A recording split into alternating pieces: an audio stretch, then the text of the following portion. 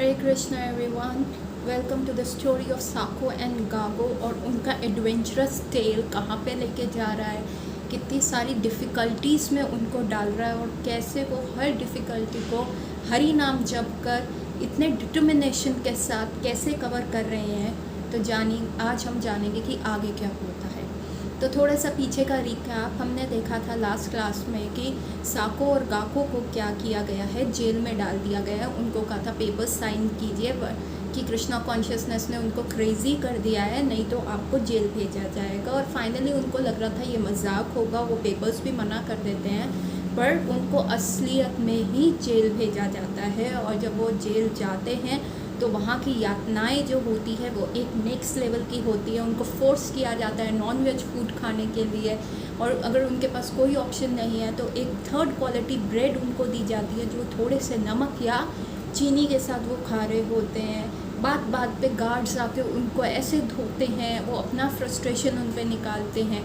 कभी उनको मार रहे हैं, कभी कुछ कर रहे हैं। वो छुप छुप के अपने ब्रेड्स के पीसेस बचा बचा के वो बीड्स बना रहे हैं, और उन बीड्स का भी वो गार्ड्स उनकी जप माला को लेके ही उनको पीट रहे हैं। और वहाँ पे रहते रहते उन्होंने वेरियस वेज निकाल लिए होते हैं एक दूसरे से कम्युनिकेट करने के लिए, और ये अपॉर्चुनिटी भी वो यूज़ कर रहे होते हैं कृष्णा कॉन्शियसनेस मूवमेंट को फैलाने के लिए। वो सारे प्रिजनर्स को जो है बेसिकली कृष्णा कॉन्शियसनेस में लाने का प्रयास कर रहे होते हैं। वहाँ पे हैबिट बन गई होती है फूड को ऑफ़र करके खाने के लिए। बाकी जितने भी जेल के कैदी होते हैं वो क्या करते हैं, वो अपने घरों से वेजिटेरियन फूड मंगाते हैं। और गागो ने एक पंच तत्व की फ़ोटो से एक ऑल्टर बनाया होता है, वहाँ पे सब ऑफ़र करते हैं फूड, और सब वो वाला फूड पा रहे होते हैं। तो ऐसे ही चल रहा होता है। और अब जो है गार्ड्स बड़े परेशान हो गए क्योंकि वो हर प्रकार से साको और गागो को रोकने का प्रयास कर रहे हैं, लेकिन वो लोग रुक ही नहीं रहे। उनको जो अपॉर्चुनिटी मिलती है वो सबको प्रीचिंग, ये शिला प्रभुपाद के प्रीचिंग मिशन को चार चांद लगाते हुए आगे बढ़ रहे हैं। तो अब फैसला किया जाता है कि इन सारों को क्या करेंगे, निकाल के एक साइकेट्रिक हॉस्पिटल भेजा जाएगा जहां इनकी होश जो है ठिकाने आएंगे। तो इनको अब घोषित किया जाता है कि ये क्रेज़ी लोग हैं, इनको दुनियादारी से कोई लेना देना नहीं है। ये बस पागलों की तरह कृष्ण कृष्ण कृष्ण कृष्ण करते रहते हैं। हरे कृष्ण कृष्ण कृष्ण हरे हरे, हरे राम राम राम हरे हरे। बस इसी चीज़ में इनका ध्यान लगता है और यही चीज़ ये लोग करते रहते हैं। तो अब इनको इसका मतलब दुनिया के लिए जो है ये लोग बिल्कुल एब्सोल्युटली जो है क्रेजीएस्ट ऑफ ऑल हैं। और उनके तीन साथी सन्यास दास, कमलमाला और आत्मानंद दास को ऑलरेडी साइकेट्रिक हॉस्पिटल भेजा जा चुका है। अब इन तीन लोगों को भी साइकेट्रिस्ट, साको गागो और उनका एक और साथी है, उनको भी साइकेट्रिक हॉस्पिटल भेजने की तैयारी की जा रही है। और अब ये यहाँ से गाड़ी में बैठते हैं, और उससे पहले ये सारे प्रिजनर्स जिनको इन्होंने टच किया था, जिनको इन्होंने कृष्णा कॉन्शियसनेस के का फ्रेगनेंस या इन्फ्लुएंस में किया था, ये उनसे मिलते हैं, उनसे गले लगते हैं, और फाइनली शहीदों की तरह ये फिर से गाड़ी में बैठ जाते हैं और प्रे करते हैं कि अब हम अपने पुराने साथियों से वहाँ पे मिल पाएंगे। मतलब इनको एक टाइप का फियर भी होता है कि हाँ अब हमारे साथ पता नहीं क्या होगा, नेक्स्ट लेवल क्या एग्ज़ाम हमारे लिए अवेट कर रहा है। और पर एक प्रकार की खुशी भी होती है इनके अंदर, क्योंकि ये अपने बिछड़े हुए साथी सन्यास दास, कमला माला और आत्मानंद दास से मिल पाएंगे, जिन्होंने इनको कृष्णा, जो मतलब फर्स्ट टाइम इन लोगों को कृष्णा कॉन्शियसनेस में लाए हुए थे। ये वो लोग हैं जो पहले गिरफ्तार हुए होते हैं, जिन्होंने प्रिंटिंग के ये बुक्स प्रिंट किया करते थे, और वहाँ पे जो है छापा पड़ गया था और इन लोगों को किया गया था, और इनको सीधा ही साइकेट्रिक हॉस्पिटल डाल दिया गया था। तो जब ये साइकेट्रिक हॉस्पिटल घुसते हैं तो इनको ना बहुत खुले से वाइट कलर के बैगी क्लोथ्स दिए जाते हैं पहनने के लिए, और फिर इनको लेके जाया जाता है। तो जो साको होता है वो कहता है कि हे भगवान, मुझको ना आत्मानंद के साथ रहना है, मेरे को आत्मानंद के सेल में, मतलब जहाँ उनका कमरा है वहाँ पे कर दें। और जो साको होता है और जो गागो होता है उसको सन्यास दास के रूम में जाना होता है। तो भगवान इनकी इच्छा पूर्ण करते हैं और जो वहाँ पे कैदियों को लेके जाया जा रहा होता है उनको साइकेट्रिक जो सेल होता है उनको उसी कमरे में भेज देते हैं जहाँ पे इन लोगों को जाना होता है, जहाँ पे ये इच्छा कर रहे होते हैं कि मेरे को अपने इस साथी के साथ जाना है।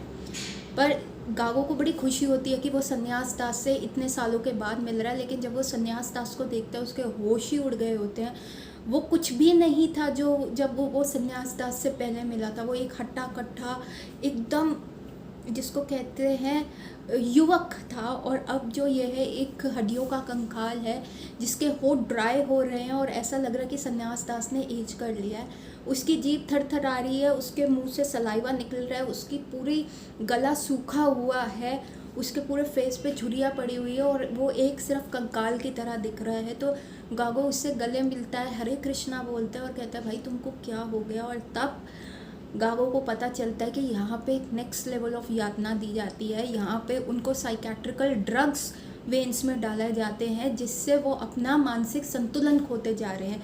उनको कहा गया है कि इनका ब्रेन वॉश किया गया है, ये लोग क्रेज़ी हो चुके हैं, एकदम क्रेज़ी हैं ये लोग, और इसका ये ट्रीटमेंट हो रहा है। इस बहाने उनके ब्लड के अंदर ऐसे साइकेट्रिकल ड्रग्स डाले जाते हैं जिससे वो पागलों की तरह बिहेव करते हैं, कभी हंस रहे हैं, कभी रो रहे हैं, कभी गा रहे हैं। और जो वो गार्ड्स होते हैं वो मजाक उड़ाते हैं, अरे ज़रा गा के दिखाओ, अरे ज़रा नाच के दिखाओ। और ये लोग अपने मानसिक संतुलन में नहीं होते और ये वैसे ही कर रहे होते हैं। और जब गागो ये देखता है तो वो अपनी जो जेल में हुई सारी यातनाएं जो होता है भूल जाता है और वो कहता है अरे यार इनके साथ तो बहुत बुरा होता है। और वहाँ सन्यास दास बहुत तड़प रहे होते हैं, उनका गला सूख रहा होता है और वो थोड़े क्रेज़ी के तरह एक्ट कर रहे होते हैं। एक्चुअली क्या होता है, ये वो रशियन गवर्नमेंट जो सोवियत गवर्नमेंट है सोचती है कि ये लोग क्रेज़ी हैं उनके ट्रीटमेंट के लिए, और इनको एज ए स्टडी सब्जेक्ट्स देखा गया कि इनका ब्रेन वॉश कैसे किया गया, आप इन पे एक्सपेरिमेंट कीजिए, आप इनके बारे में जानिए। ऐसे ही इनका R&D करने के लिए इनको ऐसे साइकेट्रिस्ट हॉस्पिटल में भेज दिया गया होता है और डॉक्टर्स को कोई मतलब नहीं होता कि ड्रग्स का क्या रिएक्शन इन पे आ रहा है, बस वो ड्रग्स पे ड्रग्स दे देते हैं। जैसे ही ये हरि नाम बोलते हैं वो एक इंजेक्शन आके ड्रग का दे देते हैं।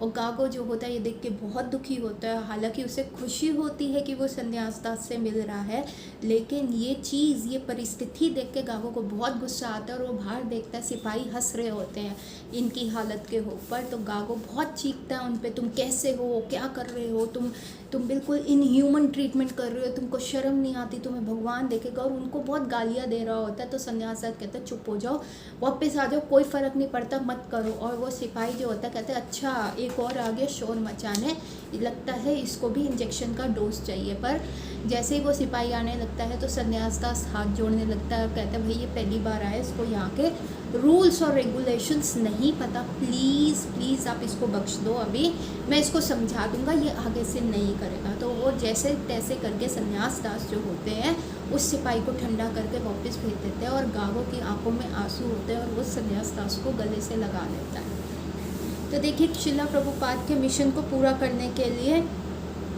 इतना मतलब ये लोग सफ़र कर रहे हैं। जो सारे होते हैं उनमें से एक अद्वैत दास होते हैं, वो तो उनके ऊपर तो बहुत ज़्यादा इफ़ेक्ट आता है इस इंजेक्शन का। वो नाचना शुरू कर देते हैं, उनकी चाल एकदम लड़खड़ा जाती है और वो कभी इधर गिर रहे होते हैं, कभी उधर गिर रहे होते हैं।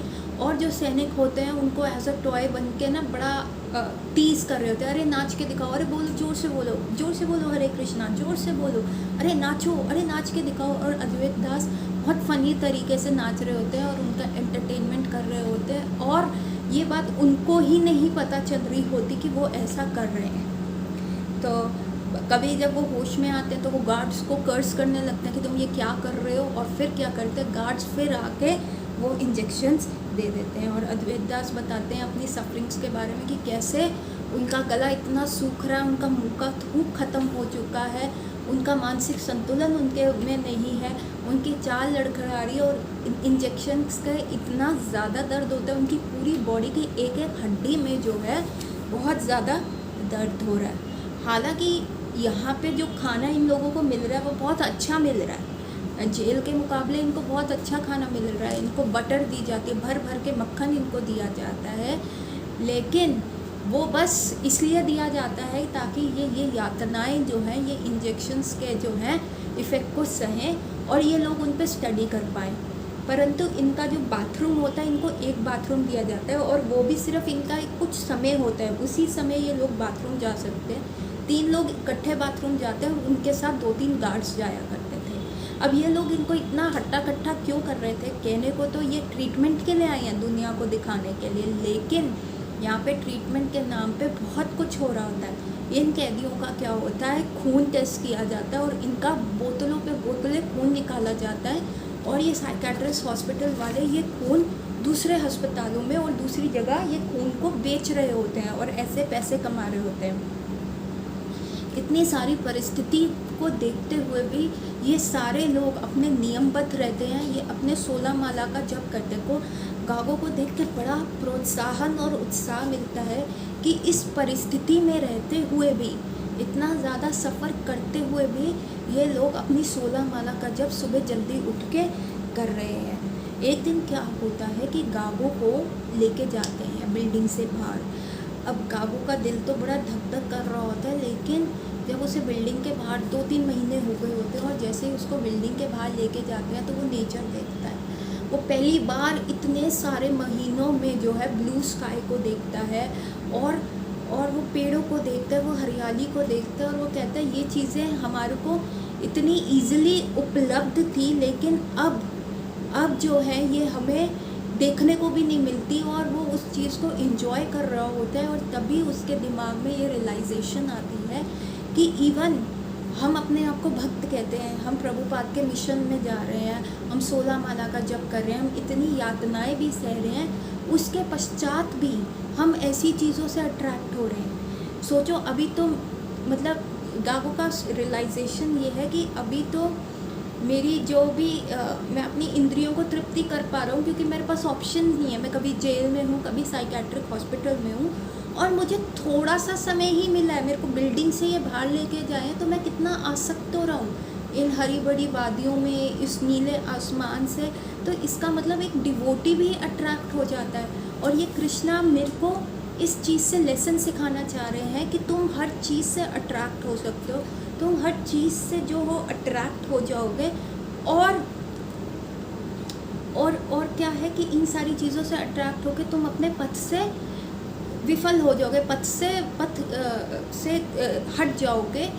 तो कृष्णा हमें इन सारी चीज़ों से दिखा रहे हैं। मतलब गागो की लाइफ में इतना टॉर्चर हो रहा था और उसको 1 सेकंड का हैप्पीनेस मिला खुली हवा में सांस लेने के लिए, तो गागो वो भी रिग्रेट कर रहे हैं, नहीं मैं इससे कहीं आसक्त ना हो जाऊँ। ये कृष्णा का लेसन है और हर जगह वो कृष्णा को थैंक यू बोल रहा है कि नहीं, मेरी ये आसक्ति आप ख़त्म कर रहे हैं, इसके लिए थैंक यू वेरी मच। इतनी बुरी परिस्थितियाँ जहाँ उनको इंजेक्शन्स लग रहे हैं, मारा जा रहा है, ड्रग्स दिए जा रहे हैं, उनके साथ इनह्यूमन बिहेवियर हो रहा है, उसके बावजूद भी ये लोग क्या कह रहे हैं, थैंक यू कृष्णा। इसमें भी एक लेसन्स लर्न कर रहे हैं कि ये आप हमारी आसक्ति तोड़ने के लिए कर रहे हैं। तो अब गागो को उस बिल्डिंग से बाहर लेके जाते हैं, एक दूसरी बिल्डिंग में लेके जाते हैं और वहाँ पे गागो को मतलब जो ये रियलाइजेशन गागो को आई है बिल्डिंग से बाहर निकल के, वो कहता है मैं एक डिवोटी हूँ और मैं खुली हवा से आसक्त हो रहा हूँ। तो जो लोग हैं इस मटेरियल माया के संसार में जो फंसे हुए ये सारे लोग हैं, ये कितने आसक्त हो रहे होंगे, ये कितना एक दूसरे से मतलब कितनी अपनी डिज़ायर्स में ये कितने फंसे होंगे। और यही डिज़ायर अगर इनको मृत्यु के समय आ जाए तो फिर ये 84 लाख योनियों में घूम जाएंगे। तो कृष्ण हमें तो लेसन सिखा रहे कि नहीं, आसक्त नहीं होना। हमसे हरि नाम, हमारे में एक एनर्जी दे रहे हैं जिससे हम हरि नाम का जाप कर पा रहे हैं, हर चीज़ हम कर पा रहे हैं। परंतु यहाँ पे लोग आसक्त हो जाते हैं तो उनका क्या होता है। और गागो का जो माइंड होता है इस जगत के बाकी लोगों के प्रति जाता है और वो सोचता है, उनके बारे में भी सोचता है। मतलब एक डिवोटी का हृदय इतने मक्खन के समान पिघल जाता है कि वो अपनी पीड़ा तो देख ही रहा है, वो दूसरों की पीड़ा भी असहनीय उसको लगती है और उसके लिए भी वो दुखी होता है। और यहाँ गागो की सिचुएशन देखिए, बिल्कुल भी कंफर्टेबल नहीं है, फिर भी वो दूसरों के बारे में सोच रहा है कि कैसे वो माया में फंसे हुए हैं। अब गागो को दूसरी बिल्डिंग में ले जाते हैं जहाँ पे उसको चेस्ट के ऊपर मल्टीपल मशीन लगा के स्टिकर्स लगा के एक मशीन में भेजा जाता है। गागो का हृदय बहुत ज़ोर ज़ोर से धड़क रहा होता है, उसका मन कर रहा उसको तरह तरह से एग्जामिन किया जाता है, कभी उसका मुंह खोल के, कभी उसकी जीभ निकाल के, कभी उसकी आँख यूँ बड़ी करके, कभी उसके कान में। उसका मन कर रहा होता है कि इन लोगों को थप्पड़ मार के इनके मुंह पे टेबल फेंक के यहाँ से भाग जाए, लेकिन उसको पता है कि उसके बाद उसकी परिस्थिति बहुत ख़राब होगी। क्या पता वो उसको इलेक्ट्रिक शॉक रूम में ले जाए। जैसे बहुत सारे डिवोटीज़ को जब इंजेक्शंस भी लगाते हैं तो उनको ब्रेन में इलेक्ट्रिक शॉक्स भी दे रहे होते हैं।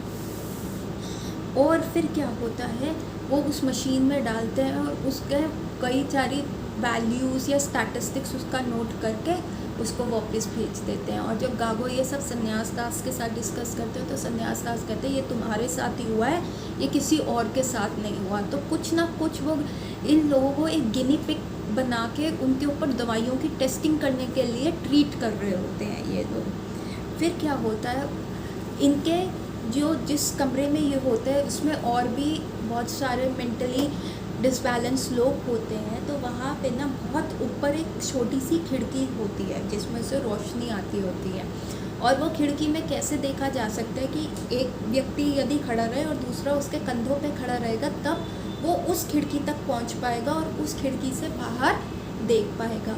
तो तभी एक बार सन्यास दास और ये गागो बैठे होते हैं और तभी उनको ना आवाज़ सुनाई देती है, हरे कृष्ण हरे कृष्ण। पहले तो उनको लगता है कि ये उनका वहम है, लेकिन बार बार जब वो परसिस्टेंटली धीरे धीरे आवाज़ आ रही होती है तो उनको पता चलता है कोई है। और वो एक के ऊपर चढ़ के सन्यास तक देखते हैं तो वहाँ पे दमयंती माता जी होती हैं। दमयंती माता जी भी इन्हीं के ग्रुप में होती हैं और वो अभी बाहर होती हैं। और दमयंती माता जी कह रही होती हैं सन्यास दास को, कुछ इन्फॉर्मेशन दे रही होती हैं, पर सन्यास दास को समझ नहीं आ रहा होता। और यदि दमयंती माता जी ज़ोर से बोलेंगी तो सारे वहाँ पे जो पुलिस वाले हैं उनको पता चल जाएगा और वो क्या पता इनको तो बुरा हाल करेंगे, इस सन्यास दास को इंजेक्शन लगा देंगे या इलेक्ट्रिक शॉक दे देंगे, क्या पता उन माता जी के साथ भी कुछ करे। तो सन्यास दास कहता है तुम ऐसा करो, परमिशन लेके आओ, इन लोगों को जो है पैसे खिला दो, क्योंकि वहाँ पे सब पैसा चलता था, ब्राइबरी चलती थी। तो सन्यास दास ने दमयंती को माता जी को कहा कि तुम इनको पैसा खिलाओ और तुम आओ, तुम क्या मैसेज देना चाहते हो। फिर अगले दिन दमयंती माता जी बहुत सारे पैसे लेके आती हैं, 100 रूबल्स या 500 रूबल्स ला के गार्ड को देती हैं। और गार्ड फिर 45 मिनट्स के लिए सन्यास दास और दमयंती माता जी को मिलने देता है। और तब दमयंती माता जी बताती हैं कि उनके गुरु महाराज को हमारी यातनाओं का जो भी आप लोग जा रहे हो उसके बारे में पता है, और उन्होंने एक मूवमेंट शुरू किया है, एक प्रोटेस्ट चल रहा है कि हमारे सोवियत हरे कृष्णा डिवोटीज़ को फ्री किया जाए। रोडों पे बहुत प्रोटेस्ट चल रहा है, हमने यूएन में जाके बात करी है, इवन ऑस्ट्रेलिया में भी आप लोग के साथ क्या हो रहा है, सारे डिवोटीज़ आपके साथ खड़े हैं, आपके गुरु महाराज आपके साथ खड़े हैं और वो ये प्रोटेस्ट कर रहे हैं कि हमारे डिवोटीज़ को फ्री किया जाए। इवन ऑस्ट्रेलिया में एक छोटा सा लड़का है प्रहलाद, जो गा गा के सड़कों पे गा गा के जो है ये बात कर रहा है, क्योंकि नेक्स्ट मंथ जो है ऑस्ट्रेलिया का प्रेसिडेंट जो है रशिया के प्रेसिडेंट से मिलेगा, इसलिए वो ये सारा प्रोटेस्ट कर रहा है ताकि ऑस्ट्रेलिया का प्रेसिडेंट जो है ये इन्फॉर्मेशन रशिया के प्रेसिडेंट को जाके बोले और कहे कि इस मामले में आप देखो, उनको फ्री करो, हमारी कंट्री में भी प्रोटेस्ट चल रहा है। और वो जो छोटा सा लड़का था हरे कृष्णा बहुत जगह जाके इंटरव्यूज़ देता है, ऑस्ट्रेलिया का है। और फाइनली जो है जब ये खबर बहुत ऑल अराउंड द वर्ल्ड फैल जाती है, यूएसएसआर की थू हो रही होती है और इवन ऑस्ट्रेलिया का भी प्रेसिडेंट जाके रशिया के प्रेसिडेंट को बोलता है, तो रशिया का प्रेसिडेंट जो है जांच की वो कर देता है, जांच की साइन कर देता है कि इस मामले में जांच की जाए।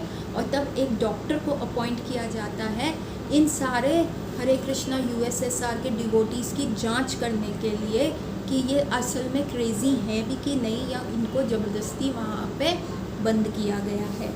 और वहाँ पे एक लेडी आती है जो साइकेट्रिक डॉक्टर होती है और उसको ये लोग जो हैं इनसे बात करती है, और फिर भी ये लोग कोई मौका नहीं छोड़ते और उसको भी कृष्णा कॉन्शियसनेस फिलॉसफी के बारे में बताते हैं, इनको उसको प्रीच करना शुरू करते हैं। और उस लेडी को लगता है सच में ये पागल नहीं है, जो ये बोल रहे हैं ये लॉजिकल है, जो ये कह रहे हैं वो कुछ सेंस बना रहा है, इन लोगों को ज़बरदस्ती यहाँ पे कैदा किया गया है।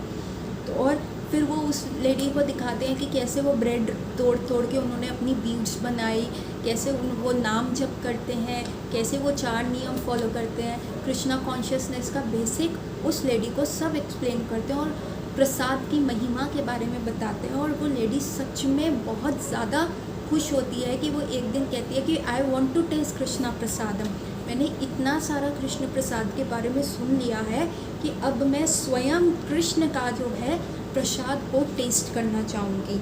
और फिर जो सन्यास दास होते हैं वो फेवरेट होते हैं, उन्हीं की कुकिंग की वजह से सबसे पहले जो है गागो इस मूवमेंट में आया होता है।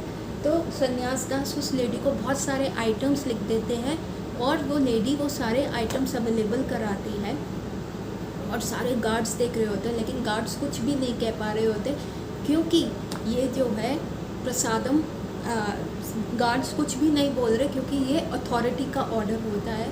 और सन्यास दास इतनी डेप्रिवेटेड कंडीशन में भी इतना अच्छा फीस्ट प्रिपेयर करता है, वो मल्टीपल आइटम्स प्रिपेयर करता है। यहाँ देखिए, यहाँ पे लिखा हुआ है कि वो बहुत सारी 3 तरह की मिठाई प्रिपेयर करता है, 5 और 6 तरीके की सॉल्टी प्रिपरेशन प्रिपेयर करता है और 2 डिफरेंट टाइप्स ऑफ जूसेस निकाल के वो भगवान कृष्ण को अर्पित करता है। और जब ये प्रसादम बन रहा होता है तो ये लोग कहते हैं कि जब भी प्रसादम बनता है ठाकुर जी के लिए तो हरि नाम संकीर्तन होना चाहिए और पूरा जो साइकेट्रिक हॉस्पिटल है हरि नाम संकीर्तन से गूंज उठता है। गार्ड्स को बड़ा चिढ़ रहे होते हैं, लेकिन क्योंकि ये अथॉरिटी का ऑर्डर होता है वो कुछ भी नहीं कह पाते और हरिनाम संकीर्तन के साथ और पूरा सात्विक भोजन की खुशबू के साथ वो पूरा हॉस्पिटल महक जाता है। और जब वो प्रिपरेशन ऑल्टर के सामने रखी जाती है, जब कृष्ण को ऑफरिंग की जाती है, उसके बाद सबको ये प्रसाद बंटता है और वो लेडी को सच में इतना टेस्टी लगता है, उसको भी कृष्ण प्रसाद खाने की इतनी आदत हो गई होती है उनके साथ रह के कि अब वो डिफ्रेंशिएट कर सकती है कि ये फूड ऑफर्ड है, ये फूड ऑफर्ड नहीं है।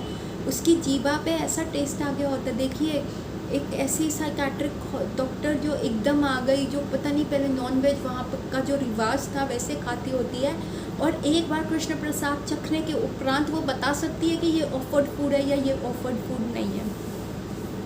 तो उस लेडी को बहुत अच्छा लगता है, उस लेडी को बहुत आनंद होता है। सब जहाँ पे सारे इनमेट्स उस हॉस्पिटल में जितने भी लोग होते हैं सबको प्रसादम सर्व किया जाता है। इवन जो गार्ड्स भी होते हैं वो प्रसादम पा लेते हैं और उसके बाद सिर्फ एक व्यक्ति को छोड़ के सब वो प्रसाद पाते हैं।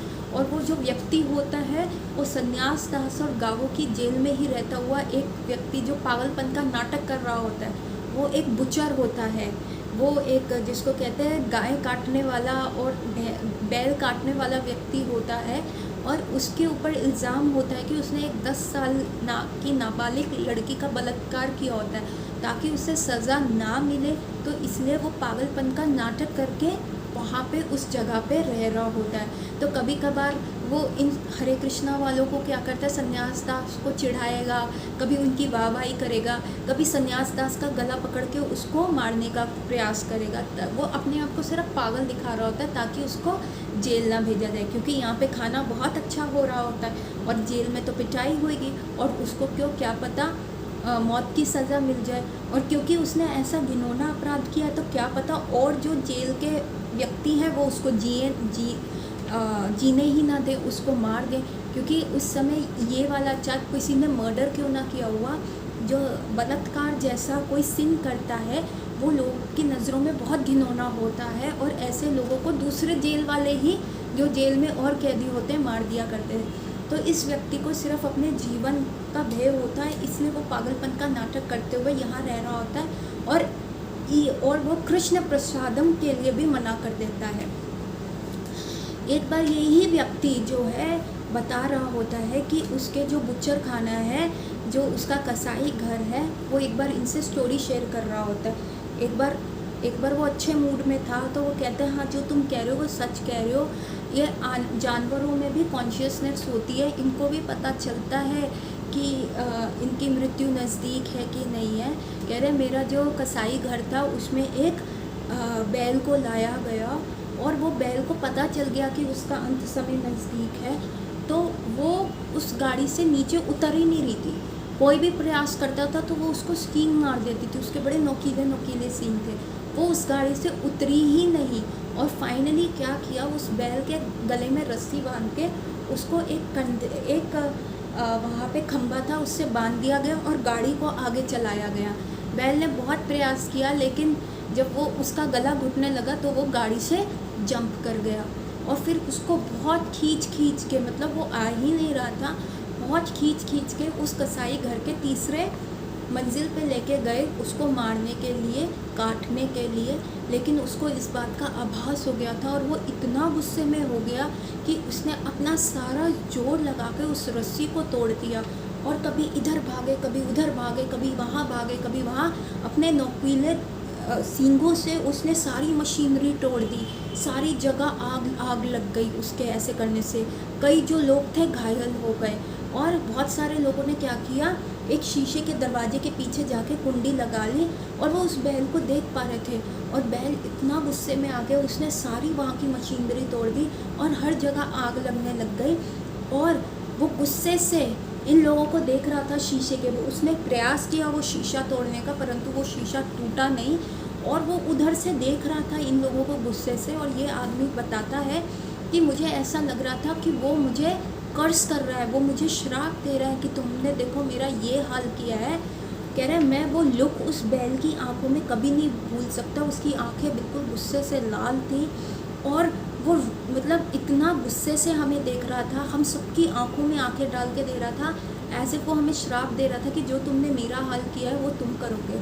और अब क्योंकि सारी जगह आग लग चुकी थी तो बैल के पास कोई चारा नहीं था, तो वो एक शीशा खिड़की के बाहर कूद जाता है और तीसरी मंजिल से सुसाइड कर लेता है, गिर जाता है ज़मीन पे और वो तब अपने प्राण त्याग देता है। लेकिन सुसाइड करने से पहले जो उसने मुझे देखा था, मैं उस चीज़ को कभी भी नहीं भूल पाऊँगा।